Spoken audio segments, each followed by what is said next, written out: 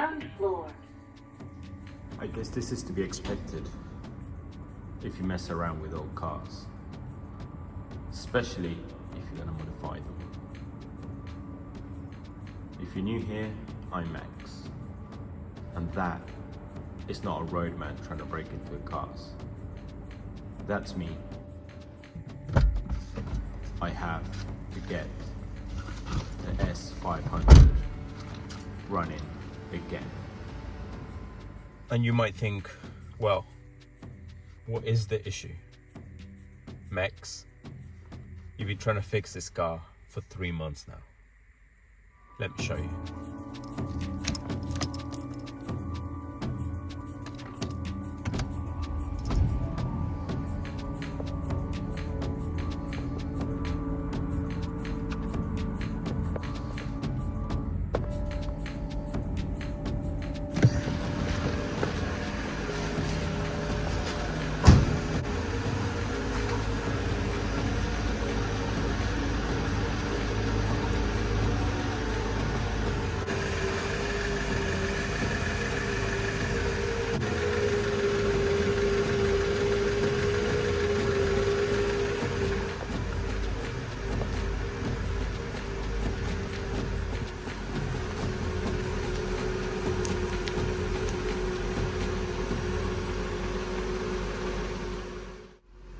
The compressor has stopped, but it still got clearly says AirMatic vehicle rising, and at some point after a while it would just say AirMatic fault, visit workshop, and that is the problem. Now, fronts have come up, both sides, rear on the other side has come up, but this side has not come up, and literally it just needs to come up 5 mil, if that. So the rear isn't even, the fronts are even, and they're up. That's rolling height. It was much lower, but they've come up now. So first point of call for any AirMatic issues is always the valve body. So let's get into the valve body. Take the wheel off, take the arch liner out. It lives just below the headlight there, and let's investigate it. I've got a new valve body, so I'm just going to swap it out.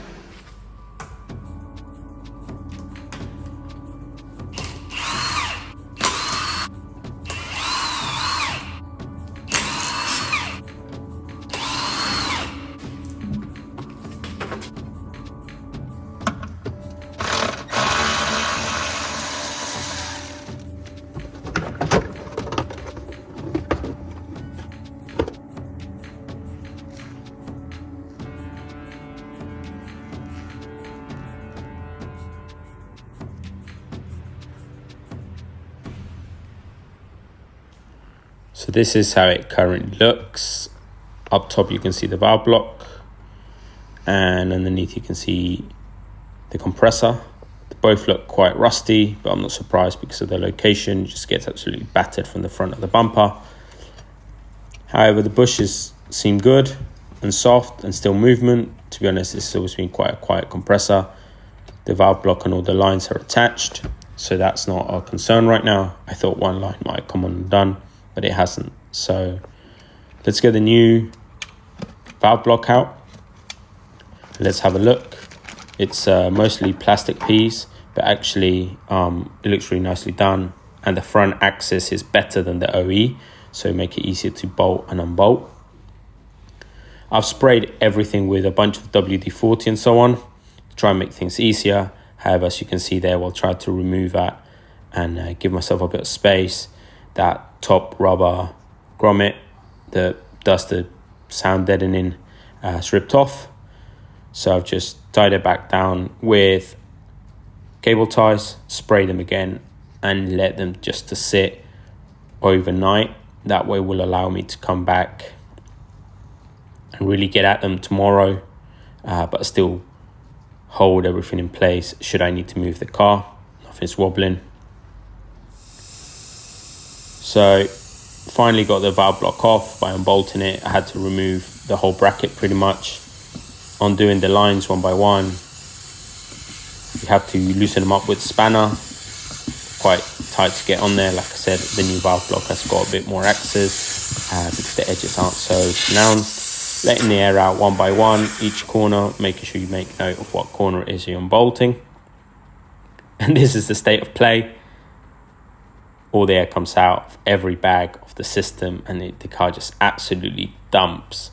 So that's why I made sure I kept the jacks at the front and at the rear, just to give me access and not worry about not being able to get back under the car, although you can jack it up from the rear if need be. New valve block back in, lines all tightened up, switches and sensors all clipped in and in place. I didn't need to, I bolted it back out, didn't need to put that cable tie, but just to be safe. Checked all the rubbers, all the grommets, everything's in place. Compressor is secure and bolted all up. And this is what it looked like, the old valve block. As you can see, there's a bit of, right there, a bit of lifting, a bit of warping. So it's obviously, it was due, it's the original valve block. And I'm just glad to get it out and a new one in, because they're just always a pain. All right, so now I'm gonna let the jacks down so I can get some weight on both these wheels. They will probably just sink, just like the other side has, because there's no air. Like, you know, you heard, I took every bit of air out of the system by removing the valve block. I'm gonna start the car up and let it run. Hopefully the car will rise. I will leave the low entry jack at the back and remove this jack. Wish me luck. And as expected, the car is dumped because there's no air in the system. Like I said, I'm leaving this jack in, just otherwise it'll be a ball ache to jack it back up. Fitment on these is bang on, but yeah, car's dumped. While it looks hard,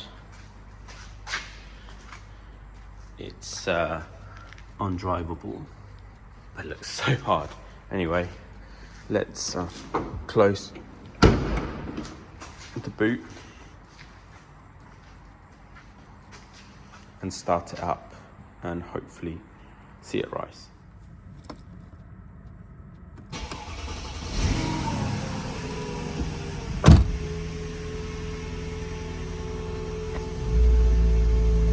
Compressor's kicking in.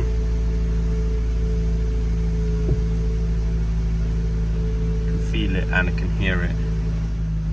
Nothing on the dash, so let me get out and see what's going on. Everything's still dumped.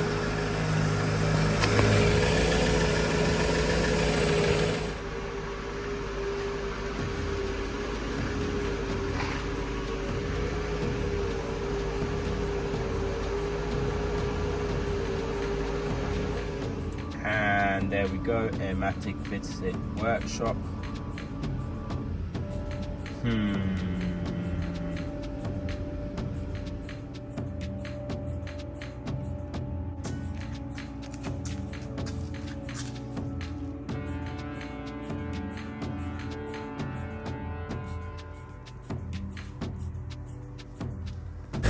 Tried again and fired up the compressor by pressing the lift button. The car stayed dumped. So while I had the jacks out and everything, I thought I'd give the rear arches a quick roll. So both sides done.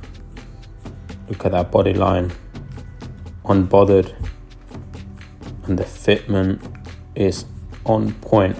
So super happy with these.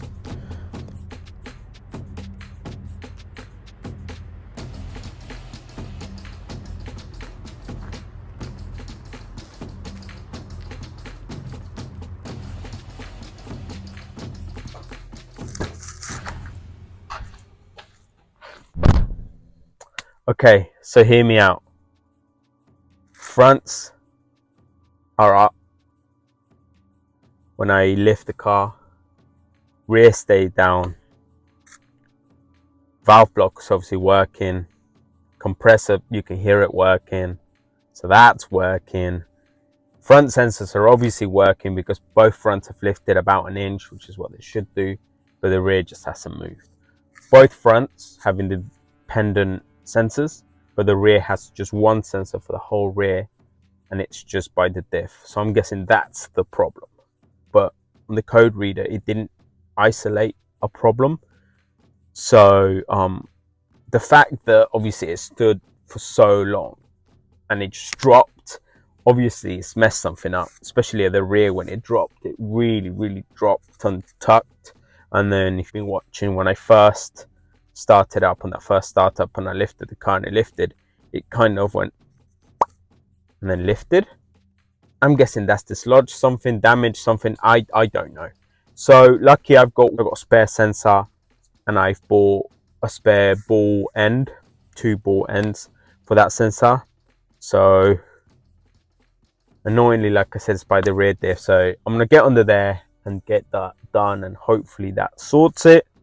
While I was at it, I rolled the arches, and oh my god, I smashed it with those arches. Now, I've done a fair share of arches myself, whether it's with an arch roller, whether it's with a bit of scaffolding, with a bar, with a socket, with yellow pages, which to you, anybody watching that's kind of like young won't know what yellow pages is. But anyway, I've done so many arches, front and rears, on all sorts of cars. These have come out the best I have ever done. I've gone edge to edge and it's flat as a pancake while still keeping the OE arch line. I love it. Now, the front's thin aluminium wings, I messed them up a long time ago when I was really low on stock tires, and I turned and I was like, oh my god, I got full lock. No, I didn't have full lock. It's just the wings didn't have any resistance against the smoothness of the power steering and the big tires anyway. So those ones are a little wobbly. Yeah, so let's get cracking. Let me jack the car up. Not looking forward to it because, like I said, it's in the middle. I gotta get myself to like sort of essentially under here somewhere. I'm in my London car park, my apartment.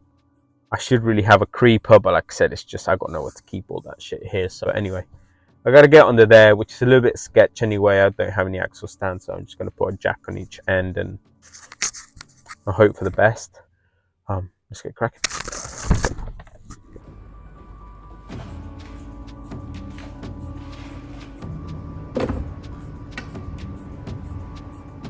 So that's the new sensor in the packaging, and the 2 spare ball joints for the end of the sensor where the link clips in. You only really need one. So car's starting to be prepped, both sides lifted. Gotta get under there. It's a bit of a tight squeeze even with the car high up. Like I said, I don't have any axle stand, so it's probably a bit sketch. Don't recommend people do that. You can just about see the sensor there with the arm to the link. It's a bit of a tight squeeze up there. It's the side of the diff and past the drive shaft. It's a different angle. You can see the back of the sensor, and then just the arm to the ball joint to the link. Those are the adjustable links for the AirMatic. So they're aftermarket ones. I've got a video on that if you want to have a look through my videos. So it was fiddly to take out the bolts, so I just took the whole bracket out with plenty of extensions in order to unbolt the sensor. And then there's the new ball onto the new sensor with grease ready to go on, and there it is, all bolted back up. As you can see, all clipped in, and the adjustable link back in place, everything as it should, with the bracket back on there from all these angles, bracket just straight up. No job is ever too hard of a job if you've got the right tools and enough extensions.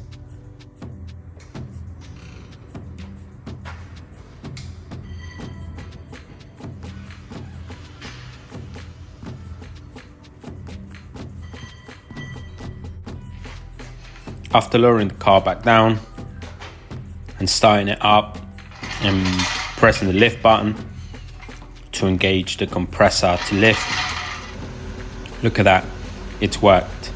So it's lifted the car to its full height mode, which is good, plenty of space. Plus the rolled arches means I can get my whole hand in there.